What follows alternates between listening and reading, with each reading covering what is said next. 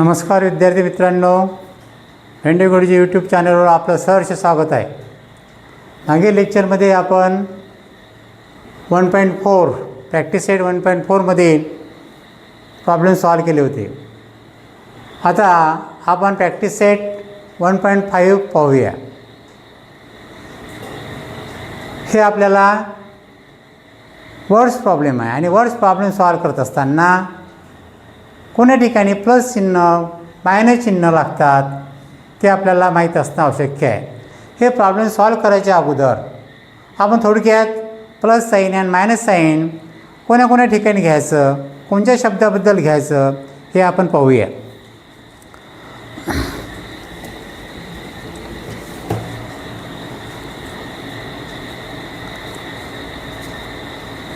या ठिकाणी मी plus sine लिहितो, प्लस साईन, आणि या ठिकाणी लिहितो मी मायनस साईन. तर प्लस साईन कोणा ठिकाणी घ्यायची आपल्याला हे पाहूया. त्यानंतर आपण हे प्रॉब्लेम सॉल्व करूया. प्लस साईनमध्ये मोर शब्द आला, मोर, ॲड,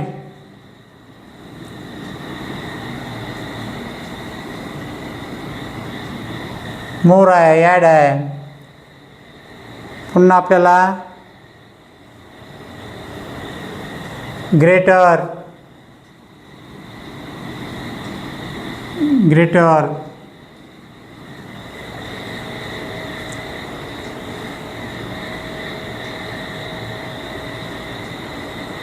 मोर, ॲड, ग्रेटर. त्या ठिकाणी या ठिकाणी इकडे मायनससाठी less, subtract,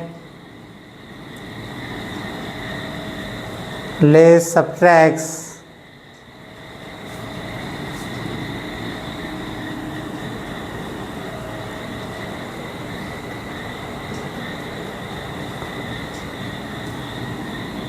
after, before,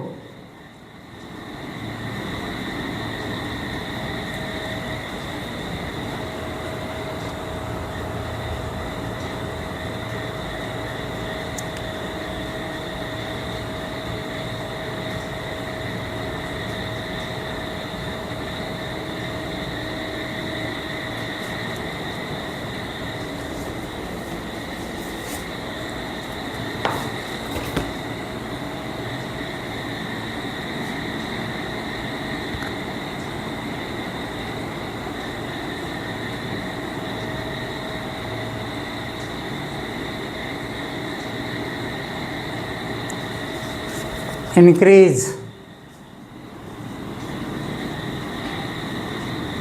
increase, decrease, increase, decrease,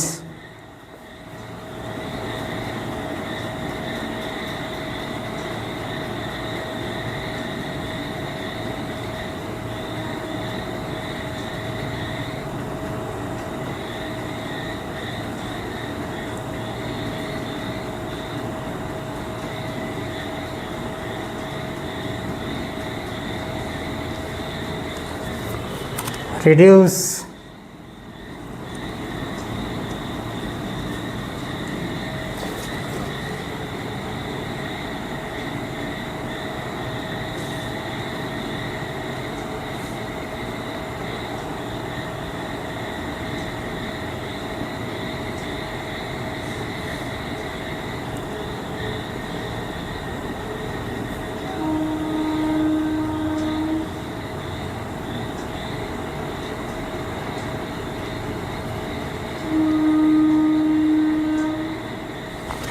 defer,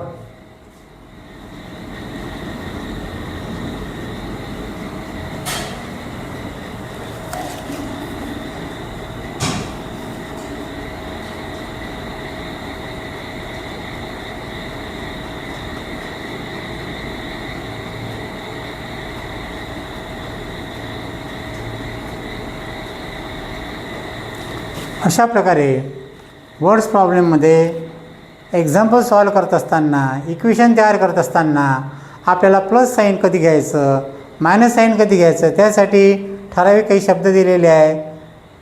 हे शब्द आपल्या लक्षात असायला पाहिजे. हे तुम्ही लक्षात ठेवा आणि लिहून घ्या आणि त्यानंतर आपण या एक्झाम्पलला सुरुवात करूया.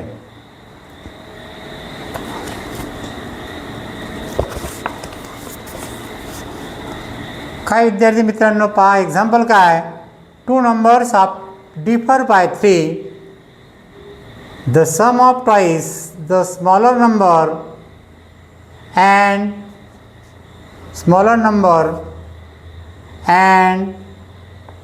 thrice the greater number is 19. Find the numbers. आपल्याला हे इक्वेशन दिलेलं आहे. हा प्रॉब्लेम्स आहे आणि आपल्याला हे सॉल्व करत असताना आपल्याला काही जे चिन्ह आहे इक्वेशन तयार करायला लागणार आहे ते चिन्ह आपल्याला लक्षात असणं आवश्यक आहे. पाहूया आपण सोल्युशन. काय म्हणलं या ठिकाणी. 2 numbers differ by 3.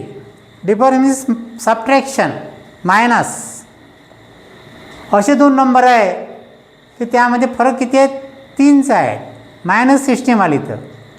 आणि मायनस जर करायचं असेल, कोणीही 2 नंबरमधून मायनस करायचं असेल तर आपल्याला मायनस करत असताना ग्रेटर नंबरमधून स्मॉलर नंबर मायनस होत असतात. त्यामुळे या ठिकाणी ग्रेटर नंबरही दिले नाही, स्मॉलर नंबरही दिले नाही. त्यामुळे आपल्याला या ठिकाणी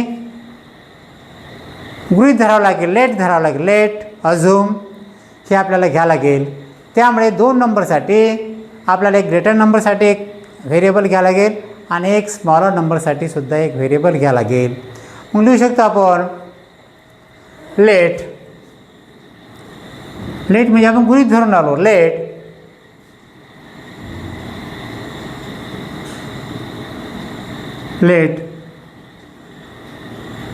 द ग्रेटर नंबर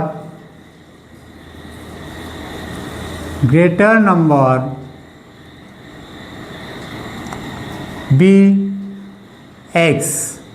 आपण या ठिकाणी ग्रेटर नंबरसाठी एक्स घेतलेला आहे. And the smaller number be Y. या ठिकाणी आपण या उदाहरण सॉल्व करत असताना, हे प्रॉब्लेम सॉल्व करत असताना आपण ग्रेटर नंबरसाठी जे व्हेरिएबल घेतलं ते स्मॉल एक्स गृहीत धरलेला आहे. अँड द स्मॉलर नंबर काय घेतला आपण वाय. कारण का आपल्याला या ठिकाणी काय म्हटलं आहे, फाइंड द नंबर्स. तर याच्यातून आपल्याला ते नंबर आपल्याला चूज करायचे आहे आणि म्हणून या ठिकाणी म्हटलं आहे. पहा लक्षात घ्या 2 numbers differ by 3. कारण 2 नंबर दिलेले नाही आपल्याला, स्मॉलर नंबर नाही आणि ग्रेटर नंबर नाही. त्यामुळे आपल्याला या ठिकाणी फर्स्ट कंडिशन तयार करत असताना फ्रॉम द फर्स्ट कंडिशन लिहू शकतो इथून फ्रॉम द फर्स्ट कंडिशन म्हणजे पहिल्या अटीनुसार काय घेऊ शकतो आपण. 2 numbers differ by 3. इक्वेशन तयार करावं लागेल. या ठिकाणी दोन इक्वेशन सायमल्टेनियस इक्वेशन तयार करावं लागेल आणि दोन्ही सायमल्टेनियस इक्वेशन आपण ज्या पद्धतीने सॉल्व केलेलं आहे त्यानुसार एक्स अँड वायची व्हॅल्यू आपल्याला काढायची आहे. From the first condition 2 numbers differ by 3. Differ means subtraction. आणि सबट्रॅक्शन करत असताना ग्रेटर नंबरमधून स्मॉलर नंबर आपल्याला मायनस करावा लागतो आणि त्यामुळे या ठिकाणी greater number be small X. From the first condition is X minus Y is equal to 3. या ठिकाणी पहिलं इक्वेशन या ठिकाणी आपल्याला तयार झालं फ्रॉम द फर्स्ट कंडिशन. त्यानंतर प्रॉब्लेममध्ये काय दिलेलं पहा आणि समोरचा वर्ड्स पहा काय दिला आहे. द सम ऑफ सम्स म्हणजे काय, ॲडिशन. सम्स मीन्स काय, ॲड करा. सबट्रॅक्ट म्हणजेच काय, मायनस करा. The sum of twice the smaller number. Twice the smaller number means काय, ट्वाईस द स्मॉलर नंबर. म्हणजेच स्मॉलर नंबरसाठी काय घेतलं आपण या ठिकाणी, वाय घेतला आहे. Twice the smaller number, TWIC, twice the smaller number. Twice the smaller नंबरसाठी काय केलं, twice the smaller number. Smaller number means काय, वाय आहे, means 2y. And thrice the greater number. Thrice twice म्हणजे त्याला मल्टिप्लिकेशन करावं लागेल आणि थ्राईजमध्ये सुद्धा त्याला multiplication and thrice the greater number. Greater number कशा घेतला आपण या ठिकाणी एक्स व्हेरिएबल घेतलं आणि काय म्हटलं greater number thrice the greater number म्हणजे ग्रेटर नंबरला थ्राईस म्हणजे 3ने आपल्याला त्या ठिकाणी मल्टिप्लिकेशन करावं लागेल. आणि ग्रेटर नंबर काय ग्रेटर नंबर आहे एक्स आणि म्हणून आहे थ्राईस म्हणजेच काय होईल तर thrice the greater number. Thrice the greater number is equal to काय घ्यायला लागेल आपल्याला या ठिकाणी ग्रेटर नंबर किती आहे 3x आहे म्हणून इथे घ्यायला लागेल 3x. अशा प्रकारे आपण एखाद्या प्रॉब्लेम्समध्ये वाक्यरचना असं दिलेली असेल त्या वर्डिंगनुसार आपल्याला हे घ्यावं लागतात. मग काय म्हटलं आहे twice the smaller number. Smaller numbers काय स्मॉलर नंबर आहे या ठिकाणी y म्हणून स्मॉलर नंबर y आहे म्हणून या ट्वाईस म्हटलं आहे म्हणून त्याला 2ने मल्टिप्लाय करायचं. आणि ग्रेटर नंबर काय म्हटलं आहे थ्राईज द ग्रेटर नंबर म्हणजे जो ग्रेटर नंबर थ्राईस आहे म्हणजे त्या ग्रेटर नंबर काय एक्स आहे. एक्स आपण अझूम केला आहे आणि त्यामुळे त्या नंबरला थ्राईज म्हटल्यामुळे त्याला 3ने मल्टिप्लिकेशन येत असतात. ज्यावेळेस ट्वाईस थ्राईज असं जेव्हा वर्डिंग येत असतात अशा वेळेस त्या व्हेरिएबलला ते मल्टिप्लिकेशन आपल्याला करावं लागतात. आणि म्हणून लिहू शकतो तर फ्रॉम द फर्स्ट कंडिशन आणि या इक्वेशन आपण लिहू शकतो from the second condition. From the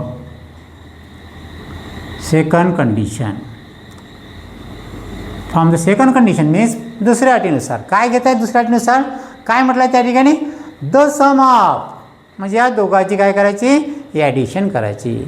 आणि ॲडिशन करत असताना अल्फाबेटिकल ऑर्डरनुसार आपल्याला करावं लागेल. काय म्हटलं alphabetical order thrice the greater number 3x घ्यायला लागेल 3x + 2y किंवा 2y + 3xy घेता येते आपल्याला. परंतु अल्फाबेटिकल ऑर्डर आपल्याला इक्वेशन सॉल्व करत असताना या ठिकाणी आपल्याला अल्फाबेटिकल ऑर्डर एक्स पहिले घ्यायला लागेल आणि म्हणून लिहू शकतो आपण या ठिकाणी 3x लिहून घेऊ शकतो आपण या ठिकाणी. काय घेऊ शकतो आपण इथं 3x + 2y = काय म्हटलं आहे काय सम आहे इज 19. या दोघांची ॲडिशन काय 19 आणि त्यामुळे अशा प्रकारे या ठिकाणी 2 सायमल्टेनियस इक्वेशन तयार झालेले आहे. आणि या 2 सायमल्टेनियस इक्वेशनचा विचार करून या 2 सायमल्टेनियस इक्वेशनवरून आपल्याला find the value of x and Y आपल्याला काढायची आहे. एक्सची व्हॅल्यू किती आहे जे आपण अझूम केला आहे जे 2 नंबर अझूम केले आहे एक्स अँड वाय ते आपल्याला काढायचं आहे. आणि अशा प्रकारे आपण हे 2 इक्वेशन तयार केले. मी या ठिकाणी 2 इक्वेशन लिहून घेतो मी या ठिकाणी x - y = 3 first equation and second equation 3x + 2y = 19. अशा प्रकारे हे 2 इक्वेशन आपले तयार झालेले आहे. विद्यार्थी मित्रांनो ब्लॅकबोर्डची जागा लहान असल्यामुळे आपण जसं लिहिलेलं आहे तशाच प्रकारे ॲटोमॅटिकली एकापाठ एक सरळ याने आपण लिहायचं क्रमानुसार. आणि मोबाईलसुद्धा पाहत असताना सरळ आपल्याला दिसत नाही तर त्याला हॉरिझॉन्टल पोझिशनमध्ये घ्यायचं म्हणजे आपल्याला जे काही लेक्चर सांगितलेलं आहे ते आपल्याला स्पष्ट दिसेल. अशा प्रकारे आपण आपला व्हिडिओ पाहायचा. आणि आपले जे विद्यार्थी मित्र आहे त्यांनासुद्धा शेअर करायचा आणि आपल्या चॅनलला जास्तीत जास्त लाईक्स शेअर्स आणि सबस्क्राईबसुद्धा करायचं जेणेकरून मलासुद्धा नवीन नवीन व्हिडिओ करायला एक आनंद होईल. आणि अशाच प्रकारे मी तुम्हाला संपूर्ण हा 10वीचा अभ्यासक्रम आहे हा तुमचा या व्हिडिओच्या माध्यमातून मी पूर्ण करण्याचा प्रयत्न करेल. आणि हाच झाल्यानंतर पुन्हा या चॅप्टरचा शेवटचा टॉपिक आहे प्रॅक्टिस सेट 1.4 आणि हे झाल्यानंतर एक शेवटचं लेक्चर होईल आपलं ते म्हणजे त्या प्रकरणामध्ये लिनियर इक्वेशन टू व्हेरिएबलमध्ये महत्त्वाचे कोणते प्रॉब्लेम्स आहे ते मी तुम्हाला त्यामध्ये फक्त इंडिकेशन करून देणार आहे. त्यानुसार त्या इक्वेशनवर जास्तीत जास्त भर द्यायचा तुम्ही. पाहूया विद्यार्थी मित्रांनो आपल्याला 2 इक्वेशन तयार झाले x - y = 3 first equation and another equation 3x + 2y = 19. आणि ह्या 2 इक्वेशनच्या सहाय्याने आपल्याला या ठिकाणी सॉल्व करायचं आहे. पाहूया आपण.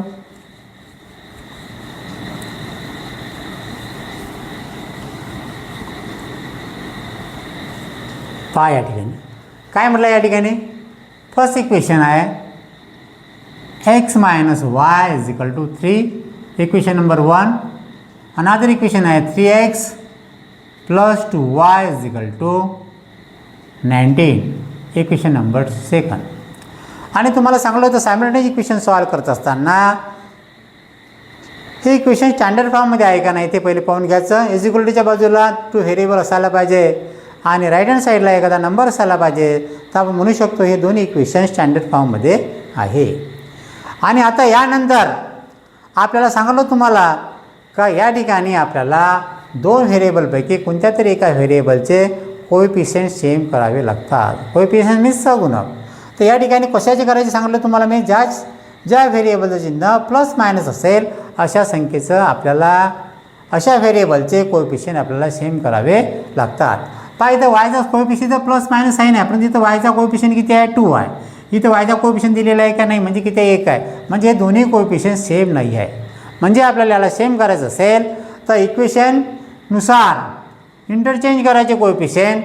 या इक्वेशन 2चा वायचा कोएफिशियंट 2 आहे, चिन्ह सेट नाही घ्यायचा 2 आहे, हा फर्स्टला मल्टिप्लाय करायचा. आणि इक्वेशन 1चा वायचा कोएफिशियंट 1 आहे, हा इक्वेशन 2ला मल्टिप्लाय करायचा. आपण असं लिहू शकतो equation 1 multiplied by 2 and equation 2 multiplied bye 1. अशा प्रकारे आपण काय करायचं आता या ठिकाणी या फर्स्ट इक्वेशनला 2न प्रत्येक टर्मला आपल्याला मल्टिप्लाय करायचं आहे. मग करूया. 2न एक्सला केलं मल्टिप्लाय तर इथं आला 2x minus sign as it is. वायनं 2ला केलं मल्टिप्लाय म्हणजे minus 2y is equal to 3 × 2 6, 3 2 6. त्यानंतर कोणाच इक्वेशनला 1 मल्टिप्लाय केलं तर तेच इक्वेशन इथे हे इक्वेशन झालं इथं 3x plus 2y is equal to 19. अशा प्रकारे हे इक्वेशन झालं आपलं थर्ड इक्वेशन आणि हे झालं 4th इक्वेशन. आता ओरिजिनल इक्वेशन आपले हे झाले. First and second is the original equation of the simultaneous equation. आणि मल्टिप्लिकेशन केल्यानंतर आपल्याला हे जे इक्वेशन तयार झालं 3 आणि 4. आणि या ठिकाणी आता निरीक्षण करा, ऑब्झर्वेशन करा. तर या वायचा कोएफिशियंट 2 आहे, या वायचा कोएफिशियंट 2 आहे आणि या दोन्ही व्हेरिएबल वायचे चिन्ह प्लस मायनस आहे. ज्यावेळेस प्लस मायनस चिन्ह असेल, कोएफिशियंट सेम असेल, अशा वेळेस आपल्याला त्या इक्वेशनची ॲडिशन करायची असतात. काय करायची असतात? ॲडिशन. आणि जर कोएफिशियंट सेम आहे परंतु चिन्ह मायनस मायनस असेल, प्लस प्लस असेल, अशा वेळेस मात्र त्या इक्वेशनची आपल्याला काय करायचे असते? सबट्रॅक्शन करायचे असते. आणि म्हणून या ठिकाणी प्लस मायनस आहे, कोएफिशियंट सेम आहे, म्हणून आपण लिहू शकतो adding equation 3 + 4 we get equation 3 आणि 4ची काय करायची आपल्याला इथं बेरीज करायची. करूया बेरीज. या ठिकाणी पाहूया. 2x पाहूया या ठिकाणी 2x minus 2y is equal to 6, third equation. And fourth equation आहे 3x plus 2y is equal to 19. Addition करायची. ॲडिशन करत असताना तुम्हाला माहिती आहे plus 2y minus 2y cancel झाले. 3 + 2 किती झाले इथं 5x इज इक्वल टू या ठिकाणी 19 + 6 is equal to 25. Find the value of x. अशा टाईपमध्ये जर असेल तर तुम्हाला सांगितलं मी सबट्रॅक्शन सिम्प्लिफिकेशन कसं करायचं. तर आपण लिहू शकतो या ठिकाणी असेल तर आपण घेऊ शकतो या ठिकाणी देअरफॉर आपण लिहू शकतो तर x is equal to 25 upon हा 5 घेतो म्हणजे या ठिकाणी म्हणू शकतो 5 1 5 5 5 आर 25 5 1 5 5 5 25. म्हणजे अशा प्रकारे या ठिकाणी एक्सची व्हॅल्यू किती आली आपल्याला? एक्सची व्हॅल्यू आलेली आहे या ठिकाणी 5. आणि म्हणून लिहू शकतो therefore find the value of x आपण या ठिकाणी काढलेली आहे. आता एक्सची व्हॅल्यू काढली परंतु दुसरा नंबर आहे आपला वायची व्हॅल्यू काढायची आहे. मग ज्यावेळेस एक्सची व्हॅल्यू काढली त्यावेळेस मात्र इक्वेशन 1 आणि 2 मध्ये एक्सची व्हॅल्यू आपल्याला सबस्टिट्यूट करायचं आहे, पुटिंग करायची आहे. तर ज्या ठिकाणी सोपं आहे अशा ठिकाणी आपल्याला पुट करायचं आहे. इथं एक्स मायनस वाय आहे, या ठिकाणी करू शकतो. हे 1मध्ये करू शकतो तरी उत्तर तेच येईल, 2मध्ये केलं तरी उत्तर तेच येईल. परंतु या ठिकाणी आता हे मल्टिप्लिकेशनसाठी लिहिलेलं आहे, म्हणजे 2 आणि 1ला काही व्हॅल्यू नाही आहे. लक्षात. मग आपल्याला इक्वेशन 1 आणि 2मध्ये आपल्याला हे लिहायचं आहे. मग लिहायचं put X is equal to 5 in equation 1. लिहू शकतो. तर पुट सोप्या भाषेमध्ये put X is equal to 5 in equation 1 we get. आपल्याला इक्वेशन 1मध्ये एक्सची व्हॅल्यू किती ठेवायची आहे? 5 ठेवायची आहे. मग काय एक्सची व्हॅल्यू? एक्स आहे इक्वेशन नंबर एक्स काय? Therefore X minus Y is equal to 3. कधीचं इक्वेशन सॉल्व करत असताना देअरफॉर लिहायचं. देअरफॉरसाठी लक्षात घ्या, असं चिन्ह जर असेल तर या चिन्हाला म्हणतात देअरफॉर, THERE देअरफॉर. आणि जर वरतं 2 टिंब असेल आणि खाली जर एक टिंब असेल तर हे देअरफॉर चिन्ह होऊ शकत नाही. याला आपण म्हणू शकतो ज्या अर्थी सिन्स. अशा प्रकारे लक्ष ठेवा, चिन्ह देताना कसे 3 टिंब द्यायचे नाही. पहिले 1 आणि त्याच्या खाली 2 हे देअरफॉरचं झालं. आणि म्हणून या ठिकाणी एक्सची व्हॅल्यू निघालेली आहे. Put the value of X in equation 1. काय इक्वेशन 1 आहे? X minus 5 is equal to 3. ज्या ठिकाणी एक्स आहे त्या ठिकाणी आपल्याला सबस्टिट्यूशन किती करायचं आहे? 5चं.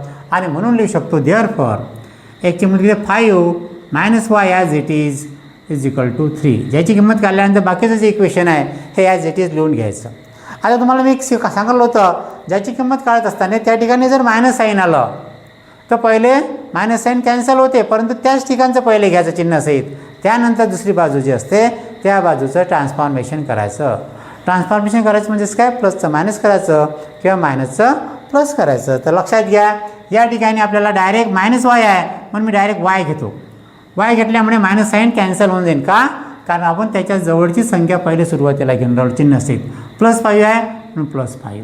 आणि इक्वल टूच्या दुसरी बाजूची जे नंबर असेल किंवा व्हेरिएबल असेल त्याचं आपल्याला ट्रान्सफॉर्मेशन करायचं असतात. मग हे +3 आहे तर +3 आहे म्हणजे ते काय झालं? प्लसचं मायनस झालं. आणि therefore Y is equal to 5 - 3 is equal to आले 2. म्हणजे अशा प्रकारे आपण या ठिकाणी ह्या इक्वेशन सॉल्व करत असताना फाइंड व्हॅल्यू ऑफ एक्स काढली. X is equal to 5 and Y is equal to 2. तर ॲन्सर लिहिताना आपण लिहू शकतो. आपण काय घेतलं आहे? ग्रेटर नंबरसाठी काय घेतलं आहे? आपण घेतलेलं होतं काय घेतलेलं होतं आपण तुम्हाला माहीत आहे? Smaller number and greater number. तर या ठिकाणी ग्रेटर नंबरसाठी आपण एक्स घेतलेलं होतं आणि स्मॉलर नंबरसाठी काय घेतलं होतं? आपण वाय घेतलं होतं. त्यामुळे इथं या ठिकाणी ग्रेटर नंबर किती आला? आपल्या इथं 5 आला. एक्सची व्हॅल्यू 5 आहे आणि स्मॉलर नंबर किती आला? 2 आला. म्हणून आपण लिहू शकतो या ठिकाणी ॲन्सरमध्ये answer the greater number is the greater number be the greater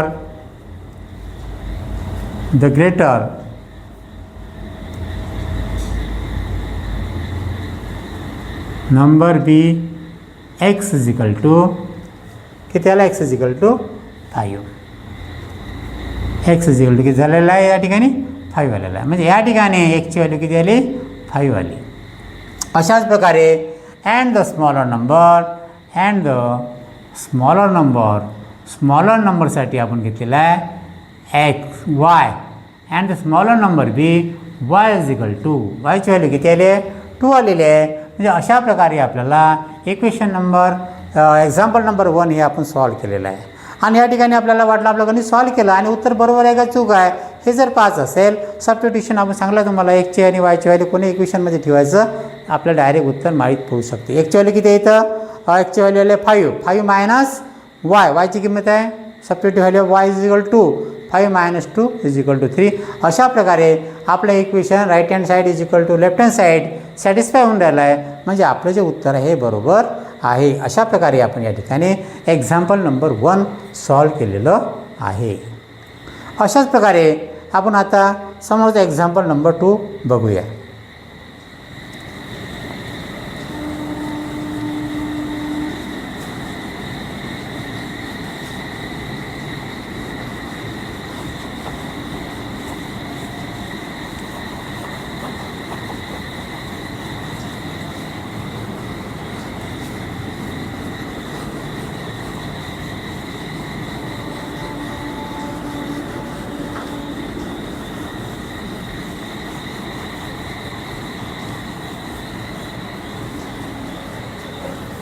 काय एक्झाम्पल नंबर 2 बघूया आपण.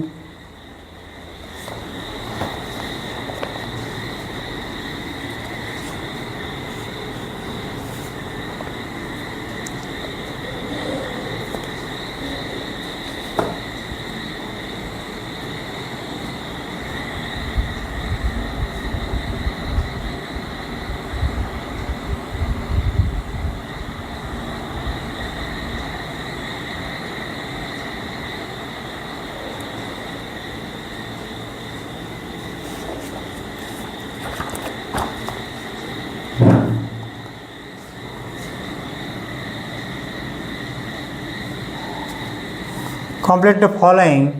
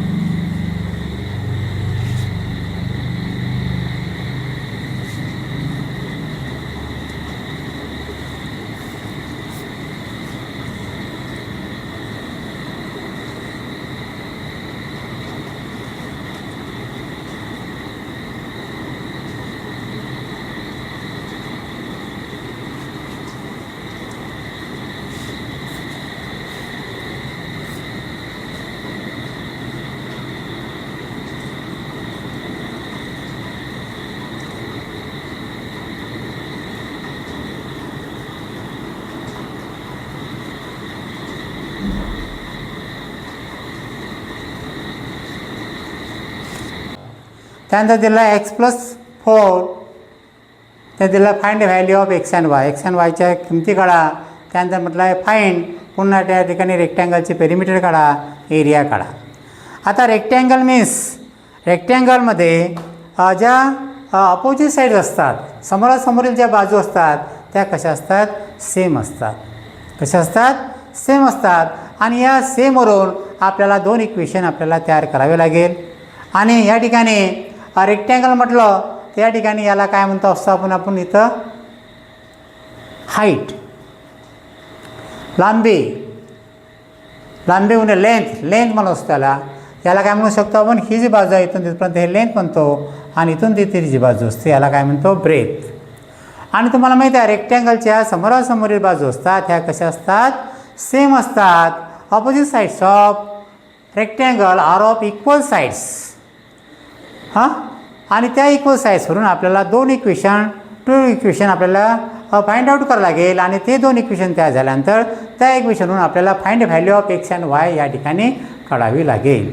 आणि हे काढल्यानंतर त्यानंतर त्याच्यावाल्या त्या रेक्टँगलची आपल्याला लेंथ काढावी लागेल, लांबी काढावी लागेल, आणि ब्रेथ काढावं लागेल. आणि ह्या दोन्ही काढल्यानंतर the area of rectangle means length into breadth, लांबी गुणिले रुंदी. अशा प्रकारे पाहूया, आपण सॉल्व करूया. लक्षात घ्यायचं या ठिकाणी सोल्युशन काय इक्वेशन तयार होईल पहिलं लक्षात घ्या. ह्या ऑपोजिट समोरासमोरील बाजू आहे ह्या सेम असतात, आणि ही बाजू आणि ही बाजूसुद्धा सेम असेल. लक्षात घ्या काय झाली तर 2x + y + 8 = काय आलं या ठिकाणी? 4x - y. ह्या ज्या अपोजिट साईड्स आहे ह्या इक्वल असतात रेक्टँगलच्या, आणि या 2 इक्वेशन या 2 साईडवरून आपल्याला एक सायमल्टेनियस इक्वेशन सॉल्व करायचं आहे. तर सिम्प्लिफिकेशन करूया. Right hand side as it is 2x + y + 8, आणि इक्वलच्या बाजूच्या ज्या व्हेरिएबल असेल किंवा नंबर असेल त्याचं ट्रान्सफॉर्मेशन करायचं. +4x आहे त्या ठिकाणी मायनस झालं, -4x + y आहे -y, आणि शेवटी काय लिहित असतो आपण? 0 लिहित असतो. आणि हे करत असताना त्यानंतर आपल्याला अल्फाबेटिकल ऑर्डरप्रमाणे x लिहायला लागेल. इथे किती आहे? इथं 2x - 4x. एकच्या 2च क्वांटिटी आहे. इथं मायनस साईन आहे, मायनस असल्यामुळे या ठिकाणी सबट्रॅक्शन करावं लागेल. ग्रेटर नंबरमधून स्मॉलर नंबर सबट्रॅक्ट करावं लागेल, आणि ग्रेटर नंबरचं साईन द्यावं लागेल. म्हणून 4x मधून 2x गेले, किती राहिले? 2x राहिले. परंतु 4xचं साईन किती आहे? मोठ्या नंबर ग्रेटर नंबरचं साईन किती आहे? मायनस आहे. म्हणून या ठिकाणी -2x आणि वायच पहा प्लस वाय आणि प्लस वाय झालं +2y, कारण या ठिकाणी ॲडिशन झाले y + y 2y आणि नंबर फक्त एकच सिंगल नंबर आहे, ॲज इट इज लिहून टाकायचं +8 = 0. इक्वेशनचं सिम्प्लिफिकेशन करत असताना 0 आल्यानंतर याचं इक्वेशन तयार करावं लागते आपल्याला. त्यामुळे या ठिकाणी x आणि yचे व्हॅल्यू जे आहे ॲज इट इज चिन्ह असे जशा तसे लिहून घ्यायचे. तर लिहिलं 2x + 2y = x आणि yच्या जशा तशा लिहून घ्यायच्या आणि जी संख्या असते त्या संख्येचं ट्रान्सफॉर्मेशन करायचं कधी, ज्यावेळेस 0 असेल त्यावेळेस. +8 असेल तर -8 करायचं, -8 असेल तर +8 करायचं. एखादं इक्वेशन स्टँडर्ड फॉर्ममध्ये नसेल तर कशा पद्धतीने स्टँडर्ड फॉर्म म्हणजे आणायचं हे आपण अगोदरच्या लेक्चरमध्ये सॉल्व केलेलं आहे. त्यामुळे लक्षात घ्या या ठिकाणी +8 आहे म्हणून झालं -8 is the first example. Equation number 1 या ठिकाणी तयार झालं. काय इक्वेशन तयार झालं या ठिकाणी आपण इथं लिहूया आपल्या लक्षात राहण्यासाठी. तर या ठिकाणी लिहूया आपण. या ठिकाणी इक्वेशन तयार झालं आपलं. काय इक्वेशन तयार झालं आपल्या या ठिकाणी लक्षात घ्या. फर्स्ट इक्वेशन झाली तर लिहून -2x + 2y = -8. पुन्हा या इक्वेशनला आपल्याला सिम्प्लिफिकेशन करता. या ठिकाणी 2y इथं 2y आणि 8 आहे. प्रत्येक समीकरणाला आपल्याला येते या ठिकाणी 8ला भागायचं आहे. तर भागता येते आपल्याला या ठिकाणी डिवायडिंग बोथ साइड्स बाय 2 लिहू शकतो. येतो डिवायडिंग बोथ साइड्स बाय 2. प्रत्येक पदावलीला 2ने भागायचं आहे आपल्याला या ठिकाणी. डिवायडिंग लिहू शकतो आपण -2x / 2 + 2y / 2 = -8/2. देअरफॉर 2 कॅन्सल म्हणजे त्याला -x, 2 कॅन्सल म्हणजे त्याला +y बेचूक 8 म्हणजे त्याला -4. अशा प्रकारे या ठिकाणी हे इक्वेशन तयार झालं. First equation number 1 find out झालं आपल्या या ठिकाणी. इथे लिहू शकतो इक्वेशन नंबर 1. काय इक्वेशन आलं आपल्या या ठिकाणी लिहू शकतो. या ठिकाणी फर्स्ट इक्वेशन काय तयार झाली तर -x + y = -4. इक्वेशन नंबर 1 हे तयार झालं. -x + y = -4. अनदर इक्वेशन तयार करू. आता ही साईड घेतलेली आहे या रेक्टँगलची, तर आपल्याला ही बाजू आणि ही बाजू दुसरी बाजू घ्यायला लागेल. ह्यासुद्धा ऑपोजिट साईड्स आहे ब्रेसच्या, ह्यासुद्धा सेम असतात आणि ह्या लांबी ज्या असतात ह्या दोन्हीसुद्धा सेम असतात आणि ब्रेससुद्धा दोन्हीसुद्धा सम असतात. रेक्टँगलच्या समोरासमोरील बाजू आपल्याला सेम घेता येतात. परंतु आपण या ठिकाणी लिहू शकतो आपण या ठिकाणी इथं लिहू शकतो आपण या ठिकाणी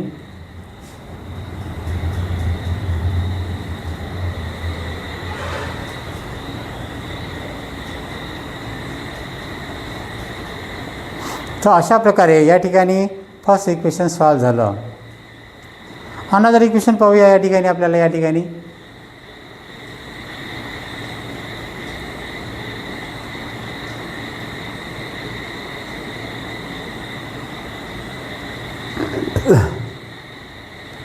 आपण असं लिहू शकतो the opposite sides of rectangles are of equal sides. लिहू शकतो या ठिकाणी opposite sides of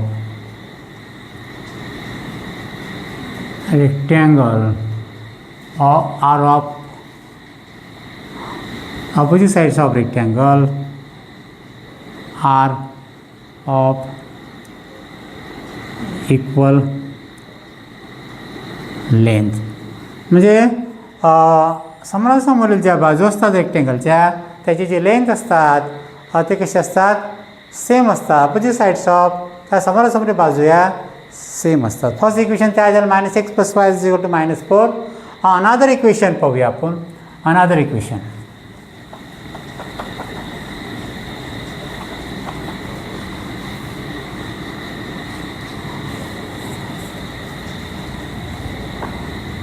another equation कोणचं आहे या ठिकाणी आहे जो अनदर साईड आहे ब्रेसची 2y = x + 4.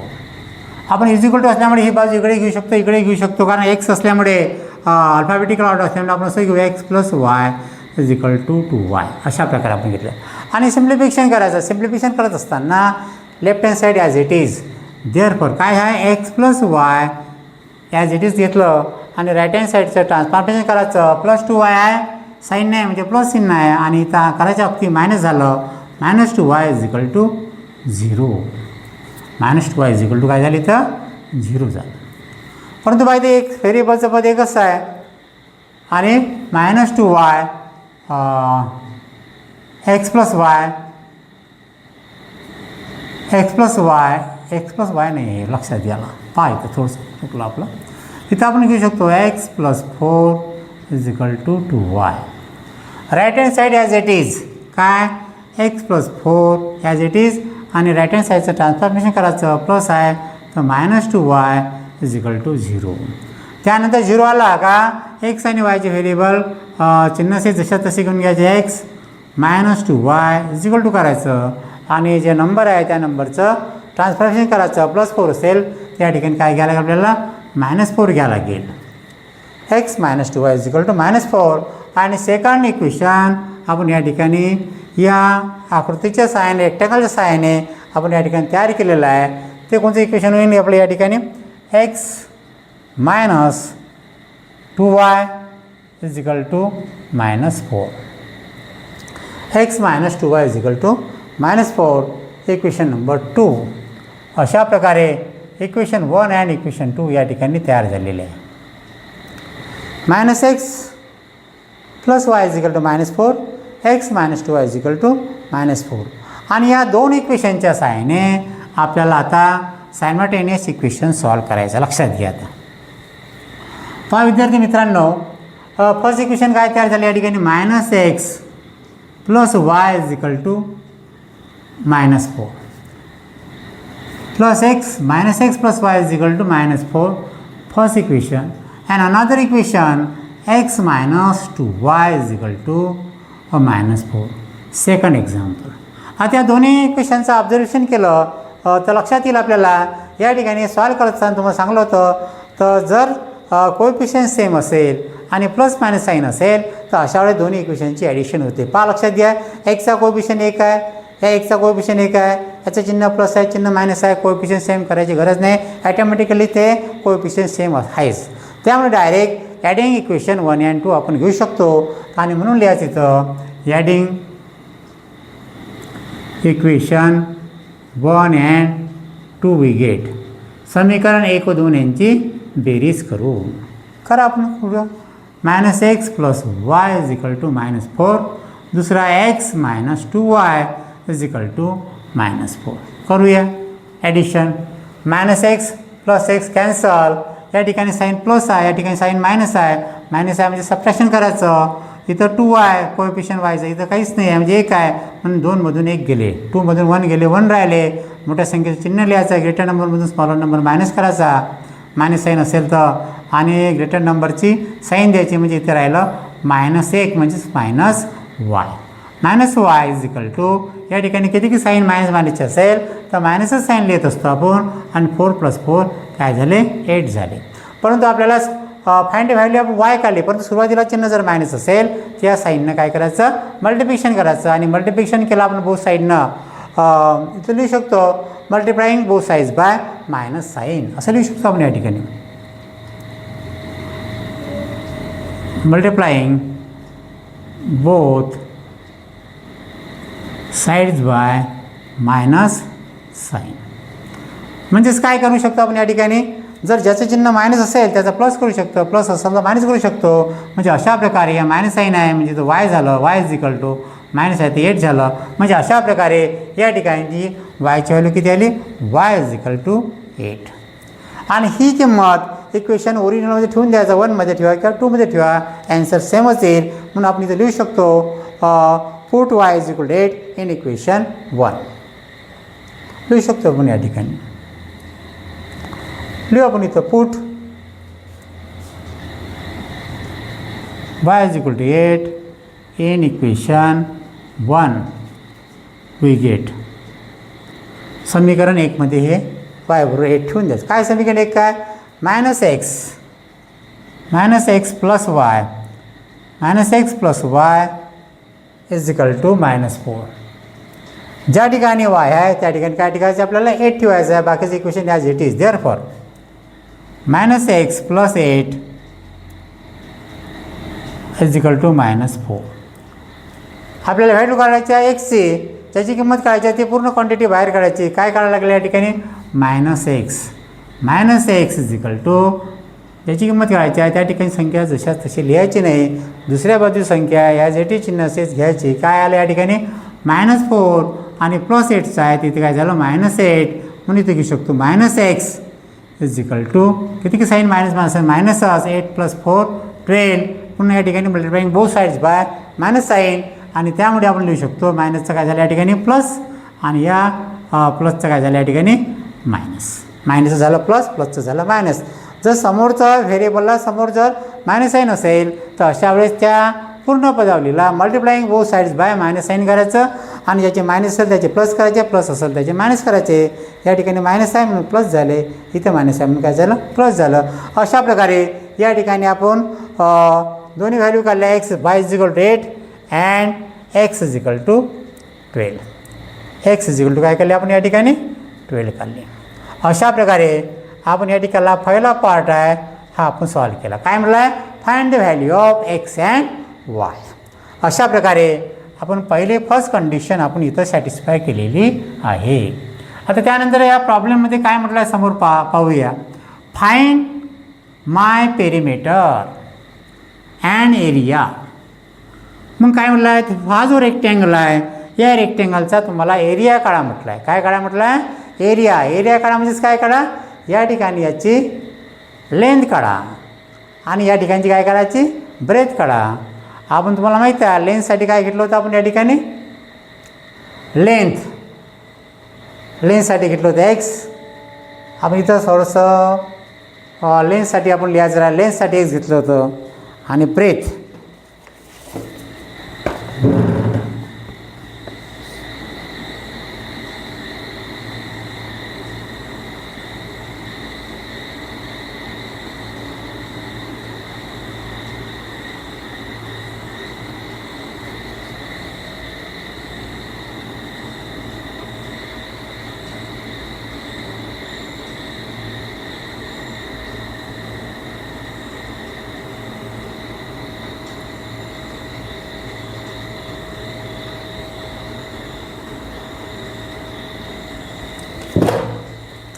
मग आपल्याला या ठिकाणी एरिया काढायचं असेल तर लेंथ ऑफ द रेक्टँगल जी बाजू लहान आहे ते घेऊ शकते, ही घेतली तरी चालते, ही घेतली चालते, म्हणजे सोपी बाजू आहे ते घेऊ आपण. The length of the rectangle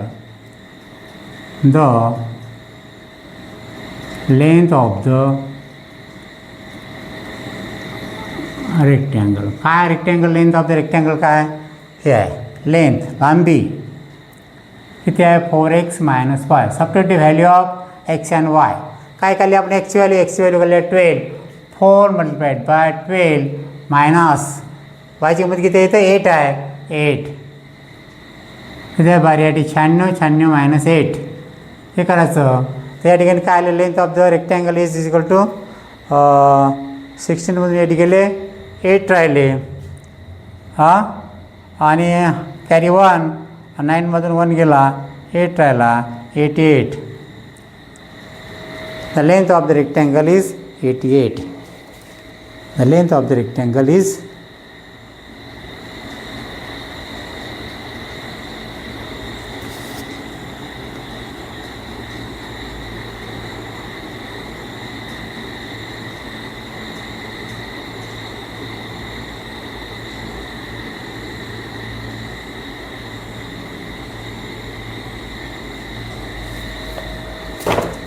या ठिकाणी पहा 4 × 12 × 4 आहे लक्षात घ्या. या ठिकाणी किती आलं 12 आलं.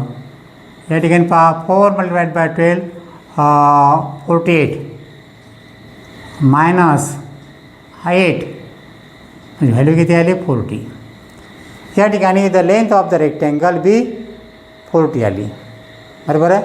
आणि तसेच the breadth of the rectangle इथे घ्यायचं द ब्रेथ ऑफ द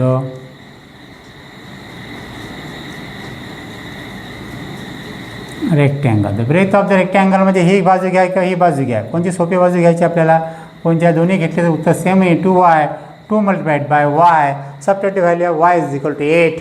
म्हणजे या ठिकाणी किती झाली इथं 16.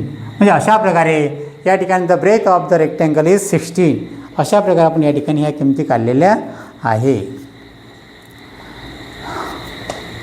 आणि तुम्हाला माहीत आहे जर एरिया काढायचा असेल तर आपल्याला या ठिकाणी length multiplied by breadth. What is the formula of area? The area of the rectangle means length गुणिला ब्रेथ. तर लिहू शकतो आपण the area of the rectangle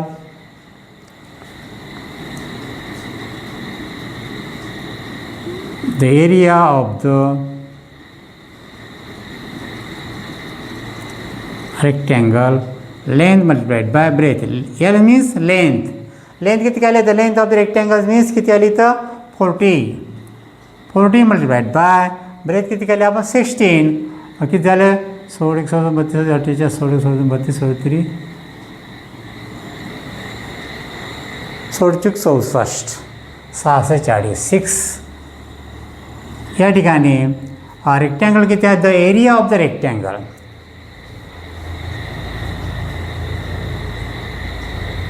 किती आहे 640. परंतु एरिया काढत असताना त्याचं एकक लिहिणं आपल्याला आवश्यक आहे. एकक या ठिकाणी दिलेलं नाही आहे म्हणून आपण या ठिकाणी एकक लिहू शकतो square unit. Square unit square लिहायचं आणि जे काही एकक दिलेलं आहे युनिट दिलेलं आहे ते युनिटसुद्धा लिहायचं. The area of the rectangles आपण या ठिकाणी काढलेला आहे. एरिया काढला. नंतर काढला आहे find perimeter. What is mean by perimeter? पेरिमीटर्स means काय? पेरिमीटर्स म्हणजेच काय, या ठिकाणी हे दोन लेंथ आहे, लेंथ सेम असतात, त्यानंतर ब्रेथ सेम असतात, टू लेंथ. मग लिहू शकतो the perimeter of A rectangle. लिहू शकतो आपण the perimeter of the rectangle. सूत्र आहे काय? सूत्र 2 लांबी 2 ब्रेथ आहे. लांबी प्लस ब्रेथ 2. हे एक्झाम्पल आहे, फॉर्म्युला आहे. 2 लेंथ आहे आणि 2 ब्रेथ आहे. 2 कॉमन काढला, 2 length multiplied by 2 breadth direct लिहिलं मी या ठिकाणी. आणि substitute value of L and B. या ठिकाणी काय आलं? हे the length of the rectangle small L आहे, हा स्मॉल एल. आणि breadth of the rectangle small B. या ठिकाणी आपण घेऊ शकतो तर लिहू शकतो आपण या ठिकाणी 2 multiplied by length plus breadth. L किती आहे? लेंथ 40 प्लस ब्रेथ किती आलेलं आहे? ब्रेथ आलेलं आहे 16. आणि simplification 2 as it is multiplied by brackets पहिले सॉल्व करायचं. 40 plus 16 56. and 56 multiplied by 2, 2 into 6, 12, 12 is 2, carry 1, 5 into 2, 10, 10 plus 1, 112 perimeter आला लक्षात घ्या. आणि हे या ठिकाणी एकक नसल्यामुळे या ठिकाणी आपल्याला लिहू शकतो आपण युनिट. युनिटमध्ये घ्यायचं. म्हणजे अशा प्रकारे या सेकंड प्रॉब्लेममध्ये आपण पूर्ण या ठिकाणी हा एक्झाम्पल सॉल्व केलेला आहे. तर लिहू शकतो आपण या ठिकाणी ॲन्सरमध्ये the area of the rectangle is 640 square unit and the perimeter of the rectangle is 112 units. अशा प्रकारे हा एक्झाम्पल आपण एक्झाम्पल नंबर 1.5 मधला 2 एक्झाम्पल आपण या ठिकाणी सॉल्व केलेला आहे. अशाच पद्धतीने मला आशा आहे की तुम्हाला हे जे मी जे गणित सॉल्व करून दाखवलेलं आहे हे समजलं असेलच. त्यामुळे याला माझ्या या व्हिडिओला हे जे लेक्चर आहे लेक्चरला लाईक्स करा, शेअर्स करा आणि जास्तीत जास्त तुमच्या मित्रपरिवारांना, विद्यार्थी मित्रांना माझ्या चॅनलबद्दल जनजागृती करा, जेणेकरून आपल्याला जास्तीत जास्त प्रमाणात सबस्क्रायबर वाढेल. सबस्क्राईब करा आणि जास्तीत जास्त प्रमाणात कमेंट लिहा. कमेंट लिहिल्यामुळे कसं होईल मला माहीत पडेल तुम्हाला कोण्या ठिकाणी डिफिकल्टी आहे हे सुद्धा मला माहीत होईल. त्यामुळे विद्यार्थी मित्रांनो, तुम्ही माझा व्हिडिओ पाहिल्यानंतर ज्या काही तुम्हाला कमेंट्स वाटल्या तर कमेंट लिहा, त्याचं उत्तर मी तुम्हाला देत राहील. आणि माझा जो व्हिडिओ असते त्याच्या अगोदरचा जो व्हिडिओ राहील त्याच्या डिस्क्रिप्शन बॉक्समध्ये तुम्हाला त्या व्हिडिओची लिंक दिलेली असतात, तो सुद्धा पहा. आणि चांगल्या तऱ्हेनं अभ्यास करा. आता पुढच्या लेक्चरमध्ये आपण या ठिकाणचे समोरचे प्रॉब्लेम पाहूया आणि महत्त्वाचे गणितसुद्धा तुम्हाला या चॅप्टरमधले त्याच्यासुद्धा मी एक व्हिडिओ बनवणार आहोत. धन्यवाद विद्यार्थी मित्रांनो.